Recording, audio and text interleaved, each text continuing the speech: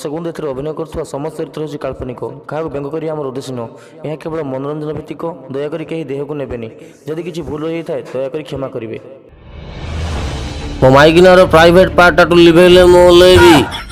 अबे सुन सेटा private part बे black board नुहे मु की जानी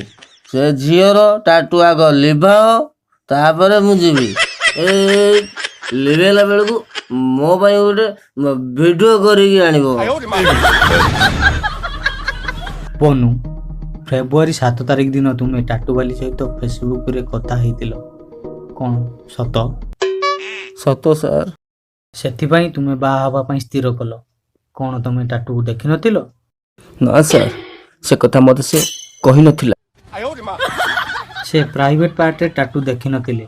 तेणु से झियो को कोर्ट को डका जाऊ। देखो दादी ताजा खबर फेसबुक रे हला प्रेम प्राइवेट पार्ट रे पुराना बीएफ रो टाटू टाटू को नहीं साधारण जनता कौन कहते आसन देखा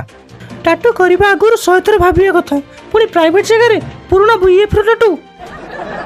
प्राइवेट टाटू रंपारंपी कर लिभा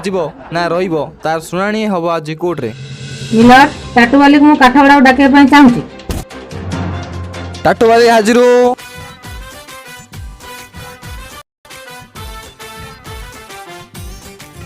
तम ना टाटू वाली तमरो टाटू अछि ना तांकू केबे टाटू देखैछ आई ऑब्जेक्शन माय लॉर्ड मो क्लाइंट टाटू नहीं बोली कहि सैला परे टाटू देखैछ कि नहीं कहिबाटा मीनिंगलेस प्राइवेट पार्ट टाटू अछि बोली ता पुराना बॉयफ्रेंड फोन करी कहि ऑब्जेक्शन ओवर रूल झिली तू टाटू वाला सांग हाँ मैडम टाटू वाली प्राइवेट जगह टाटू करछ कथा सत्य कि मिछ हाँ मैडम वर्तमान सुधा मैडम प्रमाण करबा पई चाहूतले कि प्राइवेट जगह टाटू अछि कि नहीं बहुत भलो प्रमाण मध्य करले मोर सतरे किछ कहियार नहीं किंतु टाटू करिछि माने लिभेइबो एटा तो को बोइरे लिखाइनी एक्सक्यूज मी सर मु तार से पुराना बॉयफ्रेंड जार प्राइवेट जगह रे मो ना लिखा अछि तोर जहा कहिबार अछि काठगड़ा रे आसी कह तू काहे एमिति होउछु तू से टाटू लिभेई दे हाँ मु से टाटू लिभेई देबी मु मो भूल बुझी पारिछि मु मो टाटू को पार्लर जाई लिभेई देबी